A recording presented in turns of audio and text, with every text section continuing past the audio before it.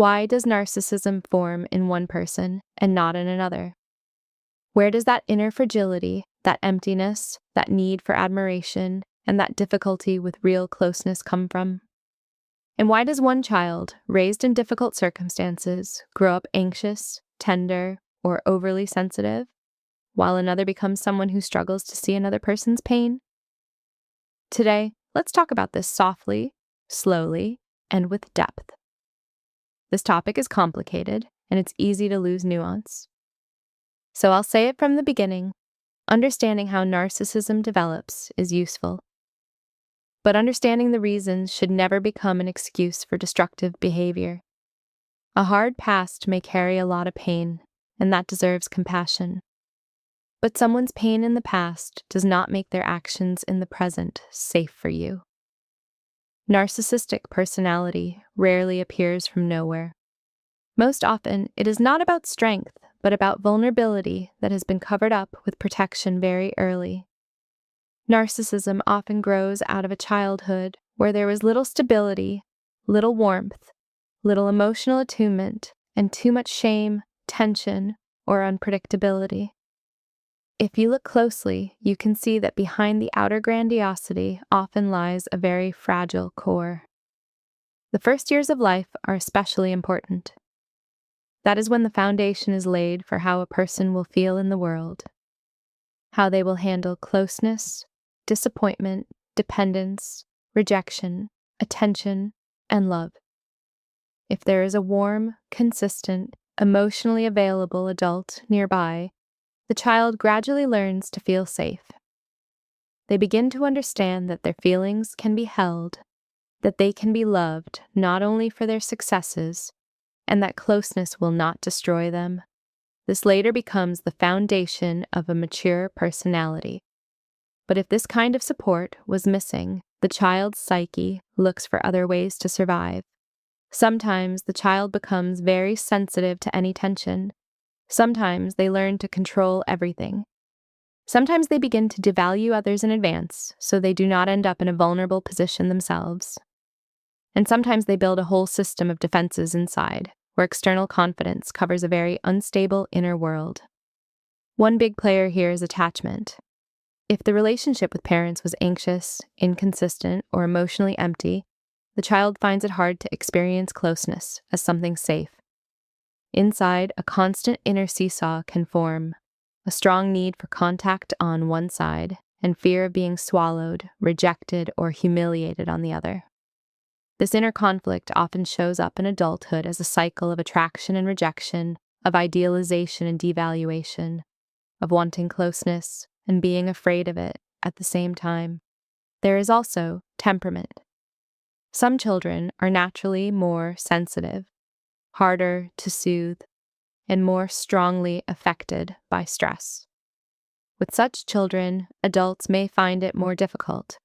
And if the family lacks patience, gentleness, and understanding, the child may grow up with a constant sense that they are too complicated, too inconvenient, too sensitive.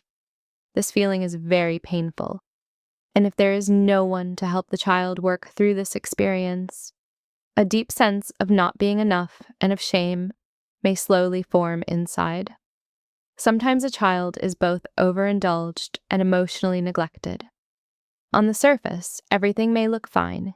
Gifts, trips, experiences, nice things, a perfect family image. But inside, the child does not receive what is most important, real interest in their inner world. Their emotions are not noticed, not held, or even used to make the child convenient for adults. Materially, they may be given a lot, but emotionally, they remain hungry. And that hunger often looks for compensation in adulthood. Equally important is how adults themselves deal with their emotions. Children learn more from observation than from words. If they grew up around adults who shouted, shamed, showed off, played the victim, or resolved everything through pressure, they quietly take that in as a way of being in relationships. Not always consciously, but very deeply. There is also a subtle thing about boundaries. When parents don't feel the line between themselves and the child, they may pour their expectations, fears, ambitions, and emotional needs into the child. The child is then no longer fully seen as a separate person.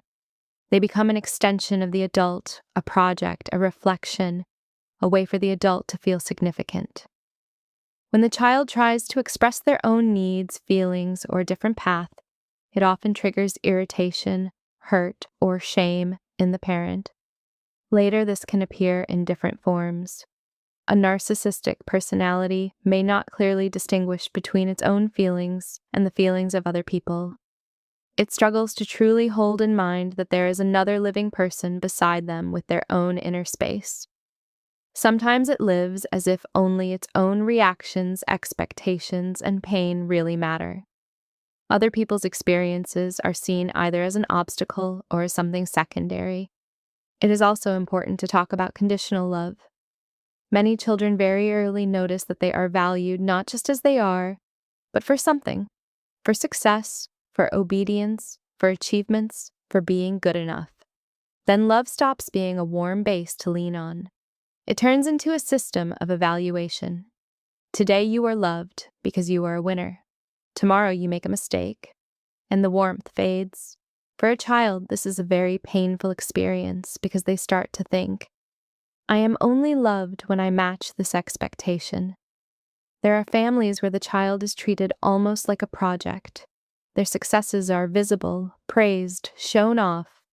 But when they lose, feel tired, or are just an ordinary child, things become uncomfortable. If this repeats over and over, a heavy feeling settles inside. My value must constantly be proven. Simply being is not enough. Another important theme is the relationship with disappointment. A child slowly needs to learn how to carry small and big losses. Not everything works out. Not everyone wins. Not everyone gets chosen. Not every day brings joy. This is normal. In these moments, inner resilience is born. But if adults try too hard to protect the child from any discomfort, do not let them live through sorrow, and try to smooth everything over. They may grow up poorly prepared for ordinary human frustration.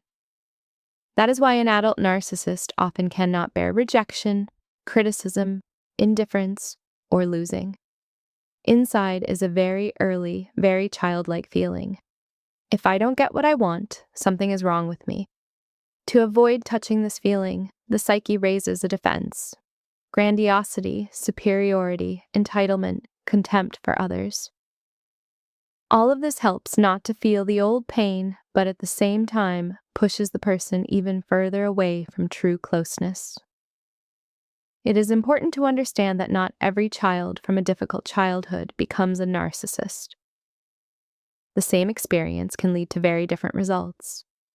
One person may become anxious, another too empathic, another dependent on approval, another withdrawn, another stuck in constant guilt, or another trapped in post-traumatic reactions. So narcissism cannot be explained by a single formula. It is always a mix of many factors: temperament, environment, attachment, boundaries, shame, experience of love, and experience of pain. But a common thread is there. When there is little safety, little unconditional acceptance, little emotional attunement, and too much shame or pressure, a fragile inner core can form. And on top of that, protections grow.